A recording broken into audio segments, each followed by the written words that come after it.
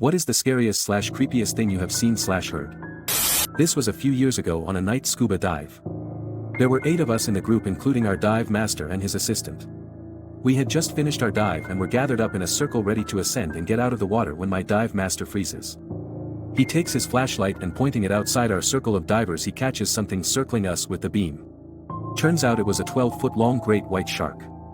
At this point half of the group are trying to keep the shark illuminated as it circles us and remarkably everyone stayed calm. The only things going through my mind were iterations of these 2 thoughts, don't look like a yummy delicious fatty seal, and that I hope I taste terrible. My dive master gets our attention and slowly puts his thumb up and then makes an upward motion. We all begin to ascend and the shark kept with us until we were maybe 10 feet from the surface. Then it turned off into the darkness and was gone. I did not go back into the ocean for about a week after that. I used to work in a trailer park for my parents. Quite often, people would start using methamphetamine, begin to fall behind on rent and get evicted. Whenever we evicted someone their trailer was usually too torn to shit to actually do anything useful with it. Essentially, to prevent having a pile of shit trailer in the middle of the park, we buy it from them and just tear it down. Anyway, the scary slash creepy part. Many of these occupants had children. More than half of all of the children's rooms I found had locks on the doors, from the outside. Inside the children's rooms, it was always quite evident that the kids would sometimes be locked inside for days at a time, due to the bathroom corners that would sometimes appear. The doors on the insides of the rooms typically had scratch marks along the edge of the door and the door frame. Getting rid of all of the stuff inside before beginning demolition always frightened me. I was always afraid that I'd end up finding a dead child somewhere among the filth.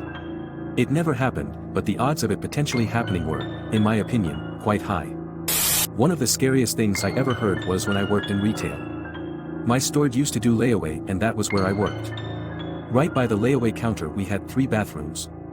A men's multi-stall, a women's multi-stall and a family bathroom. Well, only the family bathroom had a door that locked, all the others had the push/pull swing door. I was in the back cleaning up and I thought I hear screaming, so I walked out front by the counter. I heard more screaming. I was not sure at first where it was coming from. I ran and checked the men's and women's bathroom and they were empty and I still heard the crying and screaming. It was coming from the family bathroom. I banged on the door but the yelling, screaming, crying kept going on. It sounded like a child and I had no idea what was going on. I called for a manager because I had no way of getting in the door since it was locked. This whole time there is still crying, screaming, banging. After several attempts of trying to open the door we called 911. We had no idea what was going on but it didn't sound good. I think about 15 minutes at this point, although it felt forever. Then the sound check stopped. No more banging, crying, nothing. We banged on the door until the police came. When they finally did they had to kick the door in since we had no key. As we all stood around and looked in, all we saw was blood all over the place. We were not really sure what happened at first but the police told us to back up and that is when they pulled out a lady and a child. A bloody child, maybe 3. We all just stood there in shock. The child was not moving, we thought he was dead because of all the blood. They took the lady away in handcuffs and the child to the hospital. We all had to give statements. Later my manager told me what happened. The just snapped, he wouldn't stop crying and she just had enough and did whatever she could to make him stop. He did live. I was sure he was dead but he wasn't. She had just knocked him out from hitting him so hard.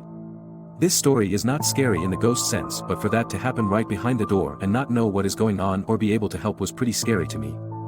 Woke up one night around 1 a.m., heard the shower was on. I first thought it was my brother, he works night shifts, so thought he had came home late and was in the shower. It went on for about half an hour until I got up and went to see WTF he was doing. No one was in the shower, my brother wasn't home yet, I was the only one in the house. Still to this day, I have no idea how it turned on or who did it. Almost 5 years later I still think about it and shit myself. Even writing this now I feel like turning every light on in the house. Aha, why do I do this to myself?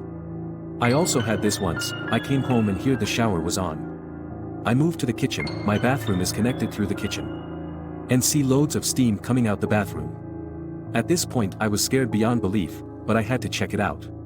So I checked it out and the shower was on with streaming hot water. The only logical explanation is that I have a shower mat, which I usually drape over the shower head, and the shower mat had fallen down. So I can conclude the shower mat hit the heat valve. Right? No. I watched in horror as this drunk-seeming guy fell, maybe it was on purpose, but I don't know, onto a commuter rail track just as the train was coming. The sound/sight of him getting run over, crunching, splattering, awful, has stayed with me for life as the scariest, brain-scarring thing ever. I live in New York. I remember my dad telling me very seriously once, if you ever wait for the subway, make sure you're as far from the track as humanly possible until the train comes. A few months ago there was a rash of people pushing other people into the path of oncoming trains. I now know why I was told this. I was standing on my balcony when I saw some drunk guy flash in front of my eyes. I was on the 10th floor and apparently he fell over from the 21st floor.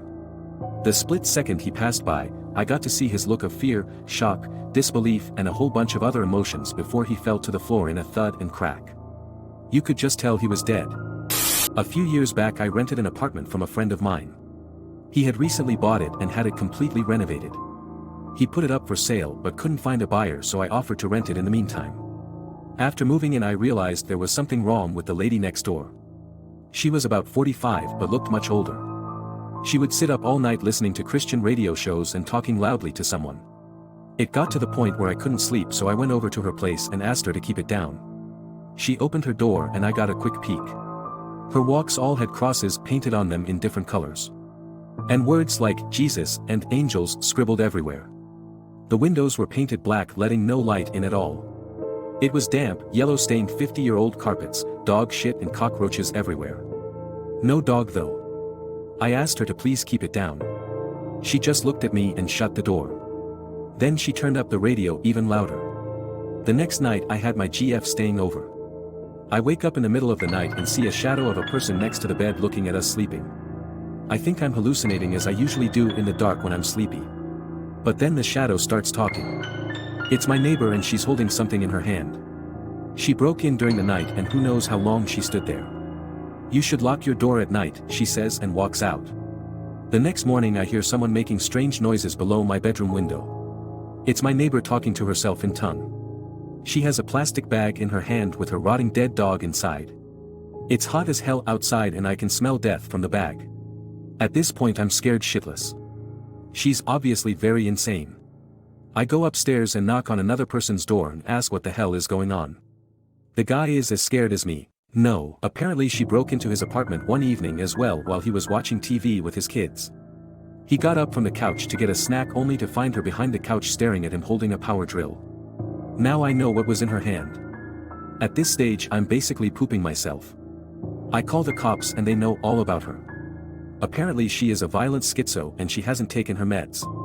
But they can't force her or enter her apartment without her permission because she owns it.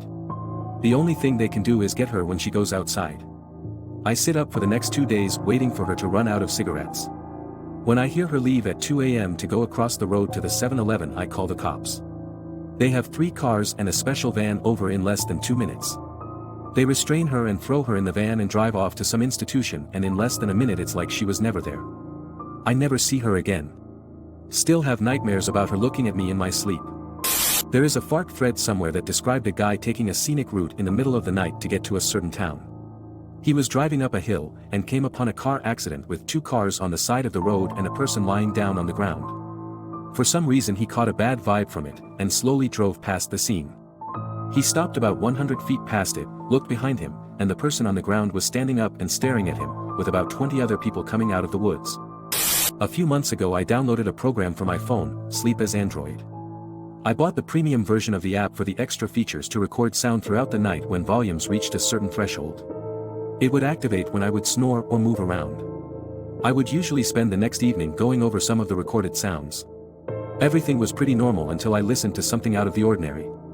It was near the beginning of April, and I had the apartment to myself. I'll let you listen to the sound before I go on explaining it. It started out picking up my snoring, and then the hairs on my neck stood up as I hear my doorknob moving.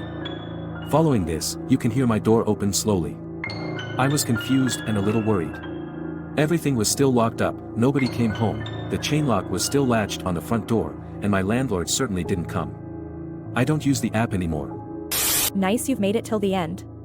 Subscribe and you could experience creepy stuffs.